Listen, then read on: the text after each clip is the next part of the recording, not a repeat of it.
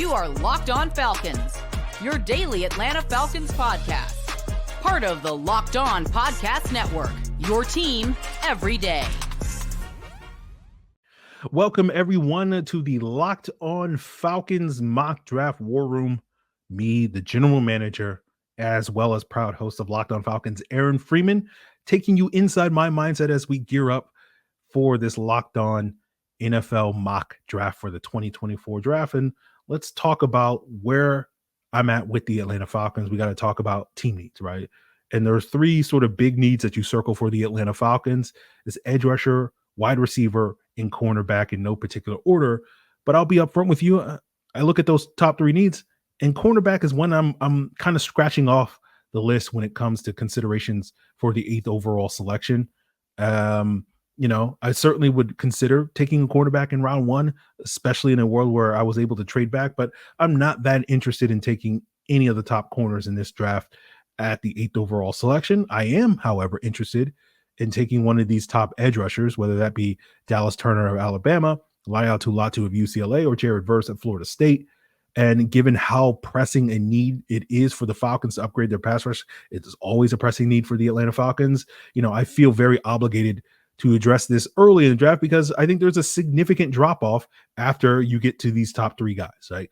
And so if I don't get that guy in round one, I'm not going to get a guy that's going to really impact my pass rush. But the one thing that does give me pause when it comes to taking an obvious need at 8, like a pass rusher, is the wide receiver position, right? Because there are three elite prospects, at least in my opinion, in this draft class. That's Marvin Harrison Jr. of Ohio State, Malik Neighbors of LSU, and Rome Odunze of Washington. And I think all three of those guys, if I'm stacking my personal board, they're all three significantly ahead of who I have at edge one. And we'll talk about who that guy is for me a little bit later. But I look at, now that Kirk Cousins is the Falcons quarterback for the next 2 to 3 years, if you want to maximize that window of your ability to win games, I think getting potentially one of these true blue alpha wide receivers makes a ton of sense. As much as I like Kyle Pitts and Drake London, I'm not sure if either one of those guys is in alpha, right? I know they've been held back from play calling and quarterback play these last couple of years, so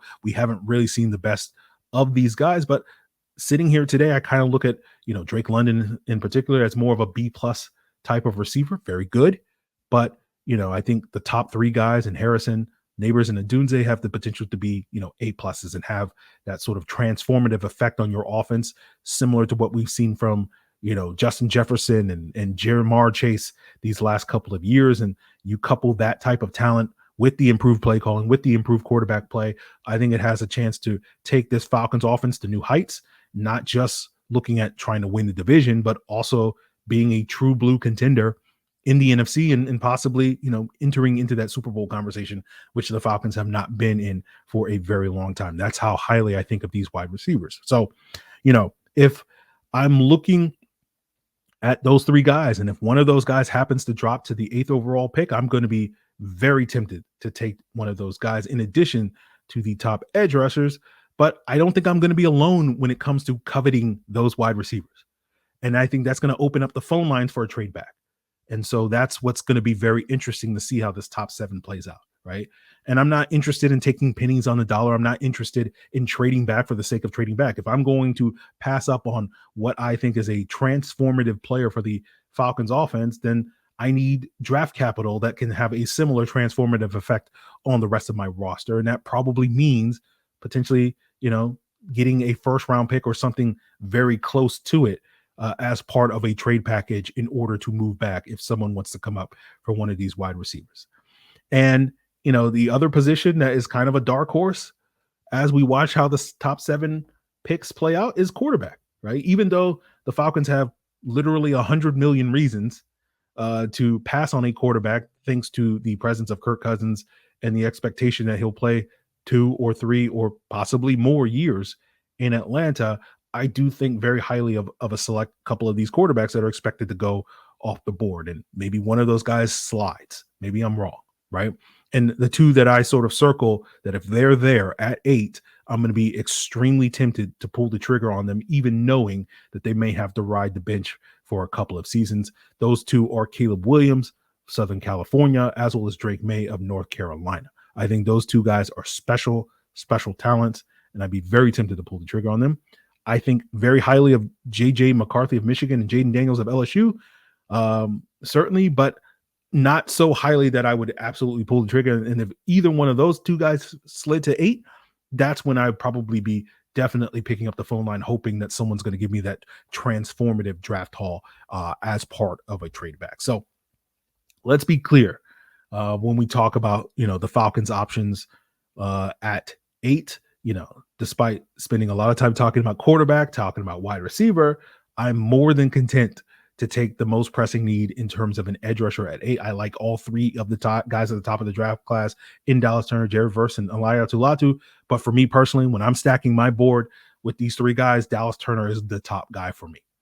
And so if I'm going to be the team in the Atlanta Falcons that's going to take probably the first defensive player off the board, I need a guy that has that high end upside, so that when we're looking back at this draft 5 years from now and we're looking at these alpha receivers, we're looking at these franchise quarterbacks, we're looking at these sort of bookend left tackles that may go in the top 7. I want a guy that gives me, comparable value for my defense.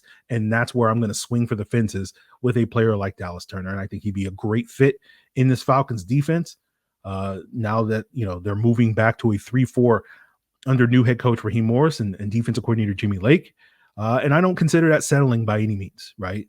I very much am going into this draft very comfortable, very confident taking Dallas Turner with the 8th overall selection, but I'm also very intrigued to see how these top 7 picks play out and whether or not there are alternative options for me with that 8th overall selection. Because, obviously there's a chance that the board falls a certain way and a transformative alpha, whatever you want to call it, offensive player is there for me for the Falcons, or that player is there for another team and they're willing to pay up in order to come and get that guy. So I'm ideally looking for a transformative offensive player, a transformative draft haul, or getting that transformative pass rusher at the top of the draft. And I have no problem if, I have to trade back and quote unquote settle. I don't think that it's settling for Jared Verse or Laya Tulatu a couple of picks later or later in the first round. That's more than happy. I don't think the drop off between those guys and Dallas Turner is that significant. And so if I can pick up, a couple of draft picks, I'd absolutely do that. So that is my mindset, guys, as we, exit the Locked On Falcons war room heading into the Locked On NFL mock draft. And if you're watching us live right now, you're going to be sent to that debut of the 2024 Locked On NFL mock draft presented by LinkedIn on our Locked On Sports Today 24/7 live streaming feed. If you are watching this after the fact, you will be able to catch that episode in which the Atlanta Falcons make their first pick right here on Locked On Falcons on Thursday, April 18th. And you can get every episode of the 2024 Locked On NFL mock draft on the Locked On NFL Draft podcast on Thursday, April 18th, part of the Locked On Podcast Network, your team every